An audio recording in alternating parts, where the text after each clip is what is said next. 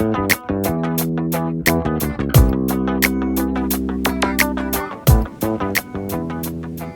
this video, I'm going to demonstrate and discuss the first step in working on the potter's wheel, known as centering.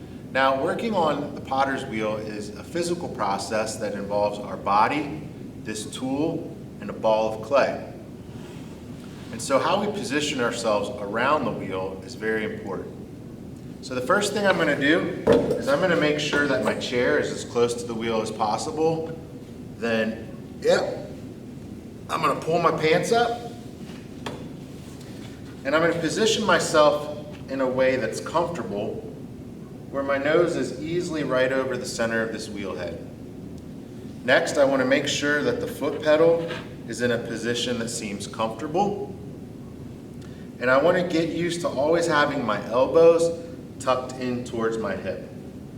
So our position should be something like this. When we center a ball of clay, the shape that we want to make is not unlike a birthday cake or a hockey puck. So that is to say, we're going to make a shape that's a little slightly wider than it is tall. And we're going to describe that shape as having two clear planes, a vertical plane and a horizontal plane. So let's get started. The first thing we want to make sure is that our wheel head is clean and that it's dry.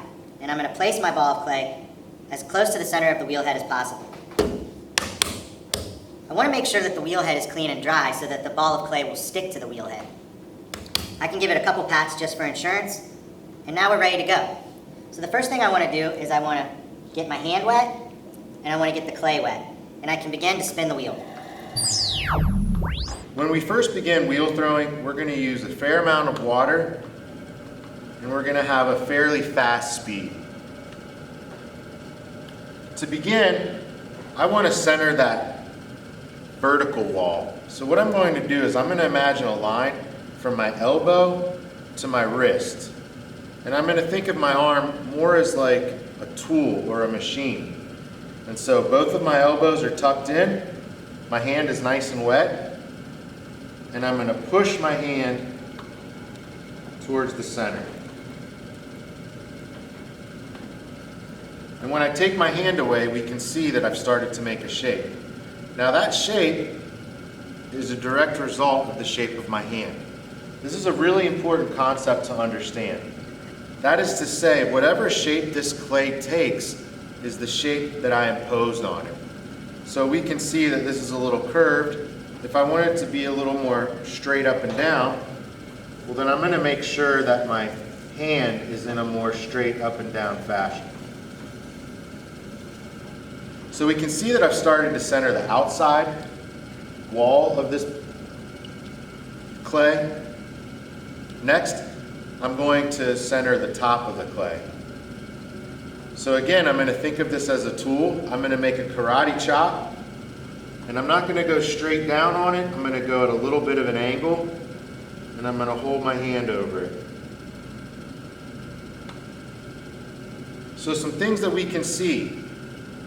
When I push down on the clay goes out. When I push in to the clay goes up. Now I can keep exerting pressure on the top and the side, but as long as I perform these actions independently, I'll never really get the ball of clay centered. Now the thing that's important to note about centering a ball of clay on the wheel is that everyone does it a little bit differently, but what should always be the same is the result. And again, we're looking for something that's kind of like a hockey puck or birthday cake shape. So you'll notice right now I have my right hand on the top and my left hand here on the outside.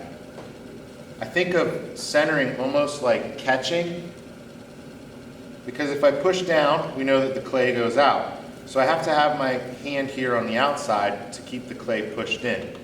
So what's happening is one hand's pushing down, one hand's pushing in. And whichever hand that is, it doesn't really matter. The general idea to understand here is that if you keep your hands firm and rigid, the clay will have no choice but to contain itself within that rigid negative space that you've defined.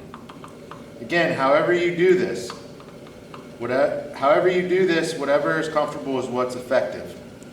If you want to use your feet and your ear to center the clay, go for it. Notice my wheel speed is not going quite as fast as I was initially.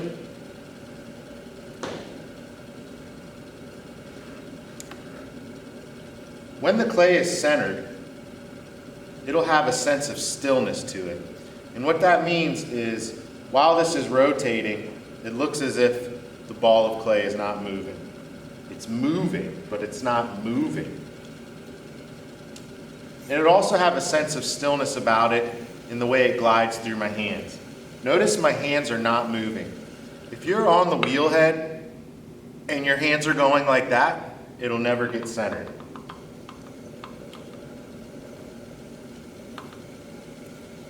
Again, however I choose to hold my hands around the clay is based on what's effective and comfortable to me.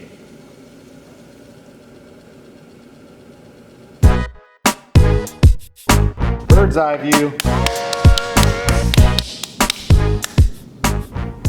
Clean, dry wheel head. Smack clay down, doesn't move. Hands wet, clay wet. One thing I didn't mention previously is that we always want to use the heel of our hand when we're centering on the wheel.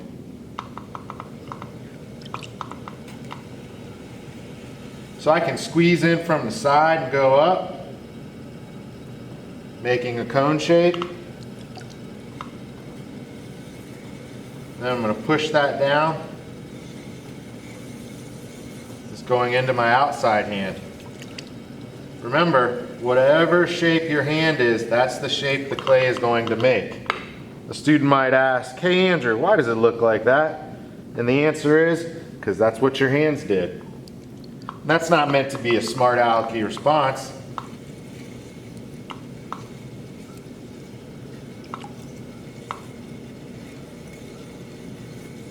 All of you are stronger than a 2-pound ball of clay. So until you feel that clay move under the pressure of your hand, you're not pushing hard enough. And when I feel like it's centered, when it's got that quality of stillness, it's moving but it's not moving, then I slowly take my hands off.